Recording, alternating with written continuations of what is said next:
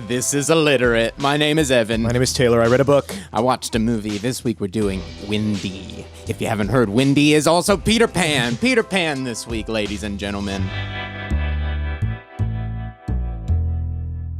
This has been done and redone in every form and fashion you can imagine, but there is a new telling and a critically acclaimed director of Beast of the Southern Wild, which came out a few years ago, 2012 to be exact, has gone on and done a new version of Peter Pan, a reimagining, and so we are delving into the world of Peter Pan this week, ladies and gentlemen. Peter Pan, written originally by JM Barrie.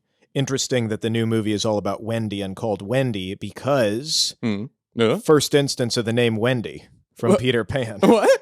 He popularized the name. It appears scattershot throughout history, and some people think it's a derivation of the Scottish name Gwendolyn.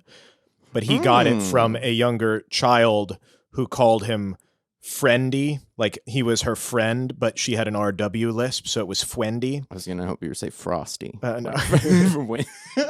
But not in use and not popular at all before this story. But the name Wendy became extremely popular after the play version of Peter Pan came out. No idea. Wow. The roots of Wendy, the name, ladies and gentlemen. JM Barrie, sort of an odd dude. He is very well connected in the literary world of London and Scotland. Just for some name drops, he corresponded with Robert Louis Stevenson when he was in Samoa. He was neighbors with George Bernard Shaw, the famous playwright. He knew Thomas Hardy, the Victorian novelist. He was friends with the guy Robert Scott, who was the leader of the famous failed Antarctic South Pole expedition. Oh, wow. And that guy, oh, man. He became the godfather of that guy's kids. In one of his letters, like the week before it all went south, he asked Barrie to take care of his wife and son. Oh, my gosh. This JM Barrie, he founded an amateur cricket team.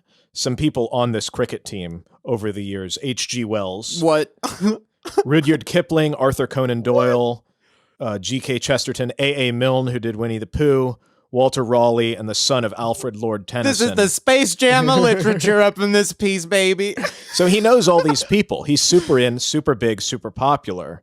But as we get in, you'll see he's kind of an odd dude, or there's some questionable things in his life which make him able to write this odd story, Peter Pan. Which, as I assume we're going to see, that just depending on who this idea has gone through, this can go into some dark places, some light places. The metaphor of the boy who can never grow up can be taken a few different ways. Mm-hmm. The start of the boy who couldn't grow up, the big incident that people say, he had an older brother who died in an ice skating accident. Oh, man. When the brother was 13, the mom never really recovered. So J.M. Barrie tries to be his brother, essentially, going so far even as to wear his brother's clothes. Oh, no. And this, a lot of people think, is where maybe the impetus for Peter Pan is, in the fact that, like, his brother did never get to grow up, and in his mother's mind was forever a child, and he could not fill those shoes, being the younger brother. Absolutely. I could see that as being just a major coping mechanism as you're trying to traverse life now without this person. This is very interesting. I want to come back to that point later. Yeah. He went to university, moved to London, rose up the ranks writing for newspapers, journals, wrote a ton of books and plays, which were very popular, got married, was a complete failure. But a lot of people think he perhaps was asexual or just completely not interested in any sort of sexuality, because according to his Asexual? wife, Wow, his wife, they didn't even consummate their marriage. Really? Yeah. But he married this girl probably out of tradition or pressure, the necessity of the time. A book that he wrote in that time was called Tommy and Grizel, which is about a writer in an unhappy marriage. And literally in the text it mentions that he's a boy who hasn't grown up. Oh my gosh. A lot of the stuff he writes ends up being direct reflection of him and what he's going through. A stifled childhood, perhaps. Yeah. Wow. So in this time, he's very, very alone, even though he's married, writing a lot. He spends a lot of time walking in Kensington Gardens, which is this famous big park in London. And he meets these three little boys, George, Jack, and Peter, in 1897. The nanny is with him. Clearly, JM is not one of the grown-ups, but it's interesting because one of the guys was able to be interviewed for this thing that they made called The Lost Boys, which is a BBC miniseries or whatever. And he says that there was no foolishness going on. Like you'd think like, oh, maybe he's a pedophile or maybe, like why is he hanging out with these three little boys and everybody's okay with it. But he was just like, they called him Uncle Jim, and he was just like an uncle to them. Later, he meets the mother of them at a fancy function, and she can't believe that the guy who's been hanging out with her kids is this famous author that everybody knows, So she welcomes him into the family. Odd because she already has a husband. He already has a wife. He's not even really interested in her. Sylvia is her name. He just wants to hang out with them and raise them. It's like Michael Jackson if he wasn't terrifying and had malicious intent. Right. Because, like I said, in all the research and the literature and the back and forth, he's an odd dude, but there's never any sexual tendencies or passes towards anyone. That's fascinating. Wives, kids. That's amazing. Yeah, anyone. This is where he gets the story for Peter Pan, and it comes out, the original book is called The Little White Bird, that came out in 1902. It's a novel, and the narrator is a bachelor who lives close to London's Kensington Gardens, meets a small boy and charms him with his stories. Here we go. And they develop a relation. One of these stories is about a runaway baby named Peter Pan who lives among the birds and fairies in Kensington Gardens. So the original one, he's actually just like a baby who flies out of the nursery, has these adventures in Kensington Gardens, tries to come back, but the door to the nursery is locked and the mother has already had another kid and given up on him. Oh, no.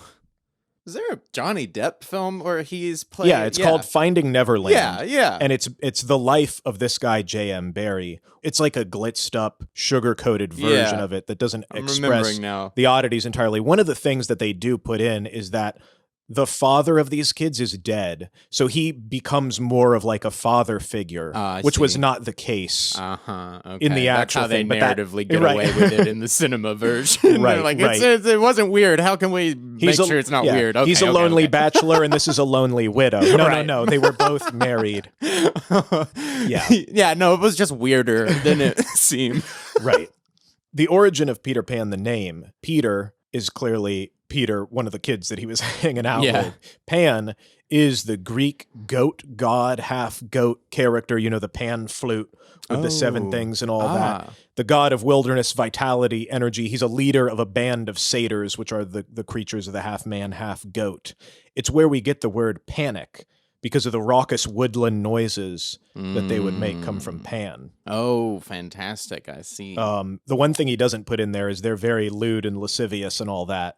And Peter Pan is completely asexual and sees Wendy more as a mother, though in certain versions they have had kind of, is there a thing between Wendy and Peter Pan? So he's working on the play version of it, and that comes out in 1904. Huge risk for this guy Froman, who ends up being the producer of the play. Because there's 50 different characters, there's actors swinging from wires, there's a portion where Tinkerbell goes south and they ask the audience to clap if they believe in fairies. And Froman told the orchestra, it's like, put your instruments down, be ready to like clap, because we don't know if people are going to be into this. We got to get people on this. Yeah. This has to work, Barrie. But it was a huge success when it came out. The notes from the play, which I'll post a link to all the research that I found for this, when he was writing it on a bench in Kensington Gardens, the first draft of the play doesn't have any Captain Hook. And in his notes for Peter, it's Peter, a demon boy, and then in parentheses, villain of the story. Like, that's how he wrote Peter Pan originally. The reason Captain Hook is involved is because in the play, they needed what's called a front cloth scene. So it's where you drop the whole front cloth because they needed time to change the scenery from Neverland back to the nursery. Right. So he put in Act 5 where it's the pirate ship and they just have this random encounter with pirates before he flies them back to the nursery room. He had also written in these notes where Peter Pan is the villain, he had put pirate captain - Miss Dorothy Baird, who was the actress playing Mrs. Darling. But Gerald, who was the guy who played Mr. Darling, petitioned for him to be the pirate captain. And now that is the standard in the play. And that's how like it's done. The standard of the trope is that the dad symbolizes the captain, and they're like the same sort of metaphorical evil bad frou-frou character, but it was originally the mom. And so the original title of the play was Peter Pan, or The Boy Who Hated Mothers. Frommen, the producer, suggested he change that. Yeah. Because mothers are bringing their kids to see this. Right. Yeah. So he suggested to change it to The Boy Who Couldn't Grow Up. And then he was like, well, that doesn't really work either. So the couldn't became wouldn't. Mm-hmm. So then it's The Boy Who Wouldn't Grow Up. Says a lot different, doesn't it? Yeah. When the play was being made, the actual Davies, the Llewellyn Davies family with the boys, moved 25 miles away from London, but he was still visiting them as often as he could. Arthur, the dad, gets cancer, and Barrie goes and tends to him, pays for it all, which proves that he's not just like some weirdo in it to be around these kids. He's like supporting the whole family. And he's making a ton of money, so he's supporting them. Sylvia, the mom, moves back to London with the kids. All this time, who could have guessed, JM Barrie's wife is having an affair, so they divorce. Oh, no. Because he's not providing anything. The next year, Sylvia also dies of cancer. Oh, my gosh. After the divorce. No. So he gets custody of the kids, or is involved as much as he can. Yeah. He finishes the novel version of the book, so he turned it into a novel Okay. called Peter and Wendy, which came out in 1911. Around this time, World War I is happening. Now the boys are grown up.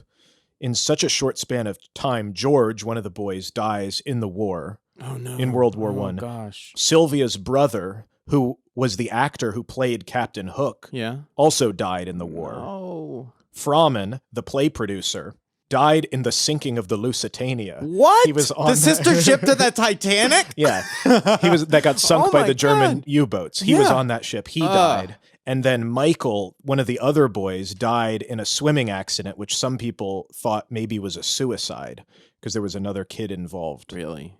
Yeah. Oh, what tragedy. Yeah. So he goes kind of into a panic, still continues to write things.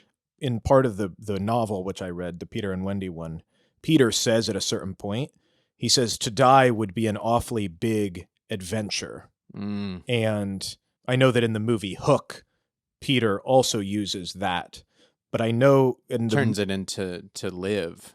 Well, he says die. Does he say in Hook? Yeah, I thought I was just watching it this morning, just kind of a little bit of a refresher. But at the end, they say, and it's kind of reiterated in Wendy, but that growing up is the biggest adventure that you could go on. Yeah, and that is transmuted and changed. I know definitely in Wendy, but that is a very famous line. But it tinges his whole life with a bit of melancholy because it's like, well, yeah, wouldn't you think like Peter Pan is such a child? He's so confused with life versus death. Like if he would just figure out what it means to grow up, then he would see that living is the adventure. Yeah, moving past childhood. So you have seen this movie Wendy, which takes it in a more... It's a whole new reimagining. Yeah. This follows Wendy and her twin brothers. They live in a little restaurant next to a train station. Mm-hmm. Really, immediately, the film sets up this juxtaposition of younger versus older and what happens in between and why is there such a divide there between. One night, train stops outside of the station right by their window, and there is another child on board, gets their attention. It's crazy. They follow him. And immediately you're just kind of it's a whimsical rush that you just get swept on out the window of this child's bedroom and onto a train going down the tracks. And now we're child marauders. And they meet Peter. He's a Caribbean boy who is on the train. Eventually, Peter tricks them out of the train. They fall into a body of water. They meet another kid there waiting with a canoe. They canoe all the way out to Neverland, this magical island out in the middle of the ocean that has a beautiful, beautiful volcano on it. And the production was actually there, correct? Yes, it's all shot in real locations. So the train yard was in Louisiana, and then they went to the Caribbean for everything else and shot everything totally in real locations. And I have to say right off the bat that the visual beauty and visual metaphor that they pull off with this film is the number one thing about it. It is sweepingly gorgeous. And it has a score by Dan Romer that matches that with, and I think if anything, it could get nominated for Best Score at this year's Academy Awards. But yeah, so they're connected with everything, and it's just this magicism like in the wind basically. And then Peter takes Wendy and shows her this creature that lives in the caves in the water underneath the shore. This is Mother. This is this iridescent whale, coral type looking whale. It's beautiful, and this is supposed to be where all of the magic lives, like all the fairy pixie dust, all of the magic. Right. And this is what's keeping the Lost Boys young. You learn that there. You're like, oh, okay, so this is kind of the heart for it all, the mother, the heart. Yeah. And they make those comparisons outright. It's right on the surface that that's what this is supposed to be. And it's got a simplicity that washes over it like that with everything. Like it can be long at times. It can be a little bit meandering at times, but it is very simple in what pieces are what, and trying to make very big themes very simply to your face. Like, And this director is kind of an artistic director. oh yeah, so Beast of the Southern Wild, we'll touch on that just briefly. This director's first feature was nominated for 4 Academy Awards, including Best Picture, Best Actress. Best Actress, actually, they made history because the girl that they cast for that became the youngest actress ever nominated for an Academy Award. And she's actually an author, a 2-time author. She has 2 young adult books. So like that shot her into stardom. It was also nominated for Best Director and Best Adapted Screenplay. It was adapted from a 1-act play. And that just put them on the map. But immediately they went into making this. It has been since 2012 since Ben has made a movie, because they've been planning this strategically to get it done with this cast at the right time and come out at the right time. Also, kids grow up. Yeah, exactly. So they actually cast all these kids when they were like 6 or 7. And then shot the film a couple years after that, so they could all time out perfectly. They found all the kids strategically so that they would time out to be what they needed to be when they started production. Wild. It was kind of wild. The director said that like not only were the kids changing all the time, but the locations were changing all the time. They would plan to set up on a beach, go and have lunch, come back. The beach would be gone. You know, like it would just look totally. You know, and every day the kids were evolving and changing, and they said that constantly affected the script. Apparently, the script was totally fluid.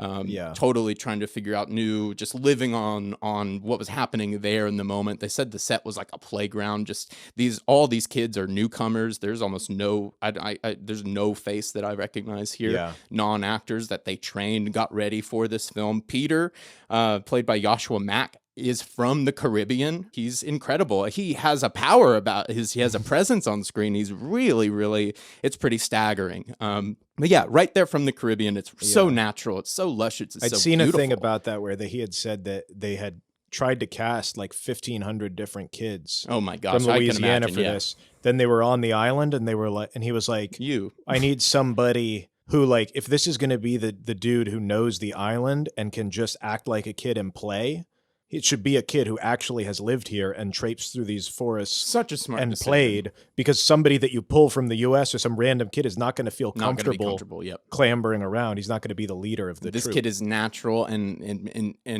it leads that group. I mean, such a smart decision. I mean, and a bit of a departure, because Pan is not supposed to be from Neverland classically. Right. And so He's went a out little of their British boy. Yeah. in this one, they went out of their way to say, no, he is of Neverland. He lives on that. That is, he's from here, and he's going to help show the other kids what magic is here. But anyway, in the story, as Pan is showing Wendy and her brothers the magic of the island, they're kind of startled by an old man. It's very suddenly, very old person in their camp. Oh my God, I haven't seen another person here, let alone an adult at all, for like the last 30 minutes of this film.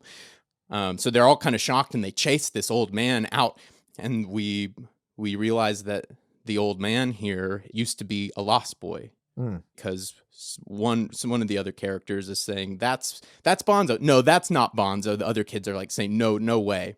As this old man, this like totally defeated old man, is walking away to like his donkey, where he has like his supplies out in the distance, and you hear him say, it's like, I am Bonzo, and you start to realize, oh my God, and then Wendy like leans into one of the others, like, what happened to him? It's like, well, he lost his best friend and couldn't stop it, which I thought, instantly, I'm like, oh my God.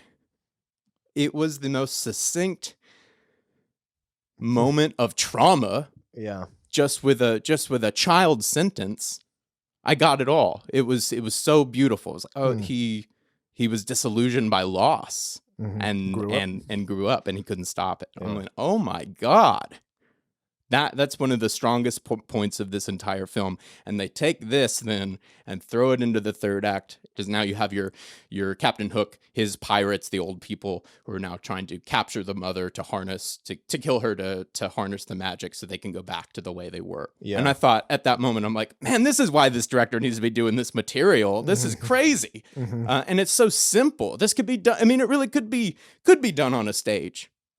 It was just, I think, by the grace of God that this was cinema and a movie, because it's gorgeous too, because we're in these real places doing these things with these light metaphors, and it's just gorgeous through and through. It doesn't quite get to the level of Beast of the Southern Wild, but it definitely has a certain beauty that is, you can't take it away. Yeah. But it ends with them getting back. It brings you into footage of a birthday party. Seemingly that they have gone back. Wendy is back, the brother's back, and we're seeing the Lost Boys, and we're seeing the old people that were the pirates with Captain Hook. And now I'm starting to put together that, we're all of these children and all of these older people, the people in the diner at the very, very beginning, is he Wizard of Ozing it right now? Right, like Mr. Darling and Captain Hook being the same person in the play. Yes. It started to touch on that level, and I couldn't quite tell if he was saying they all went home with Wendy and Douglas, or if metaphorically they were always there and we're just talking about the people that we have in our life. And what they mean and what we're all going through. I wasn't sure exactly what it was saying, but I thought either way it really, really worked. It was really beautiful. And it goes through montage of Wendy and her brother growing up, having kids, taking over the restaurant. Now Wendy has a child. And one night, after she puts her child to bed, a train stops outside. And she looks in her daughter's bedroom. No daughter. Oh my God. She runs outside. The train's going. There's Peter, still a child, with her daughter. They're going down the tracks, and they cut back, and kind of like Togo, it got me. They cut back as the mom running after it. And then the light goes under shadow light again. They go to a shot of her as a child running after the train. And I went, yeah. I like jumped out of my chair. I went, yeah, that's it. Because at that moment, I start wondering, like, is she running to stop them to get her child, or is she running to get on the train? And I love thinking of it both ways, and I love thinking of maybe the character doesn't know. So I thought that was particularly beautiful to be where the movie ends. So with the original story, 4 years after the premiere of the play, JM Barrie wrote an additional scene called When Wendy Grew Up. Whoa. This was also later included in the final chapter of Peter and Wendy, the book that I read. Peter returns for Wendy years later. She's grown up. She has a daughter named Jane. She's married one of the Lost Boys. Peter is confused because it's like, Wendy, what happened? She's like, I'm old. I got married. I don't remember Neverland anymore. And Jane is like, what about, trying to get her to remember the story. And she's like, I don't even know if that happened or if I made that up. Peter takes Jane off to Neverland again. And then in the next sentences, it's like, and Wendy got white-haired, and Jane grows up and has a daughter named Margaret, and Margaret goes with Peter as well. So it's like, it never ends. And the last line of the book is, the cycle will go on as long as children are gay and innocent and heartless, which is an odd last word to use, to say they're heartless. So I looked this up, and it is like 99% what we think of the word. But it also, in that time, meant something similar to like lacking understanding. And that really is the crucial theme behind it. It's like, a kid is heartless because kids don't understand loss. Because they haven't experienced it. So to grow up is to lose that naivety. It's not like they're evil. Like Peter Pan is the villain, but it's just because he's heartless in the sense that he doesn't want a mom. He doesn't want grown that empathy yet. They don't have the foresight to understand the implications of what they're doing right now. It's a double-edged sword. I mean, it's a wonderful thing to hold on to your childlike wonder. in ways you can look at that as a great thing, incredible thing, holding on to your creativity, your personality, all those types of things.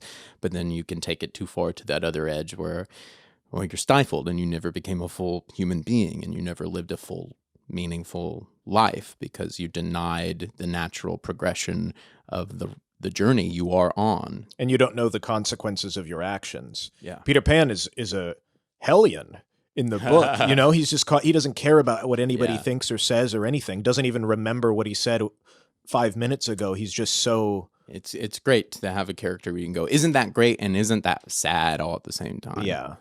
But I thought particularly with Wendy, what it said about trauma, about what happens in between young and old, and why they feel so far apart. That's so much of the meat of this film thematically is they can't talk. They've forgotten how to talk to each other, young people and old people. And if they could bridge that gap and work together, you would realize that being a kid is almost like a frame of mind. Yeah. I did look into the cultural relevance of Peter Pan, and there was one situation regarding his name that I thought was astounding that probably nobody knows about. And What? This is in 1960, classic, the 60s. Oh, God. Communism is rampant or about to become insane in Cuba. So parents were super scared there because they had been shutting down schools, turning them into youth camps, or just straight up sending kids to the Soviet Union.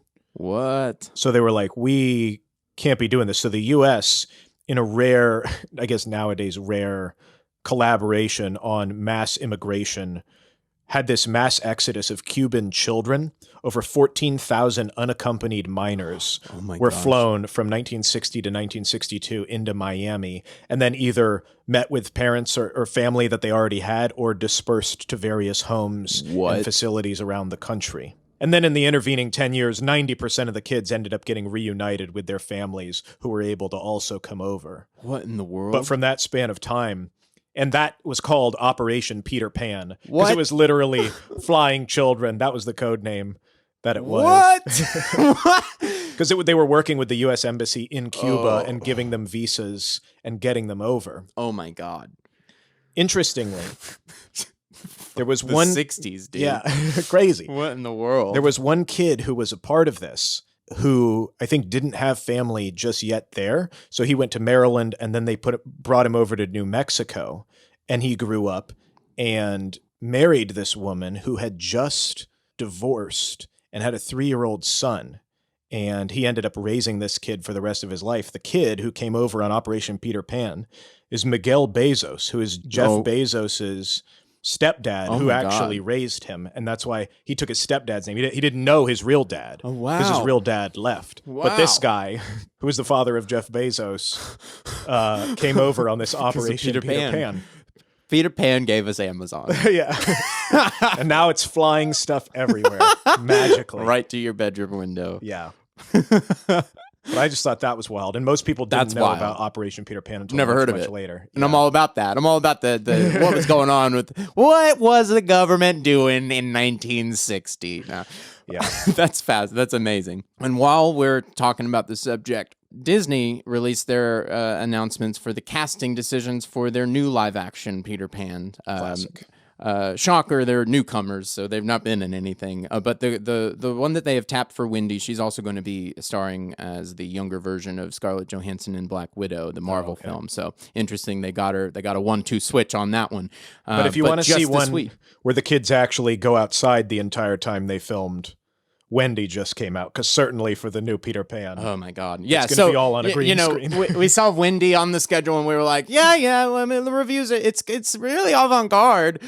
But then we thought, well, yeah, they are going to be doing another version here within the next year or two. When we weren't sure of the timing of that, and we said, well, we can't do every Disney remake styrofoam version. Yeah. And so we said it would be a better chance to just let's do this indie film. The Sundance, it just premiered at Sundance, by the way, in January. So this is like fresh, brand new stuff.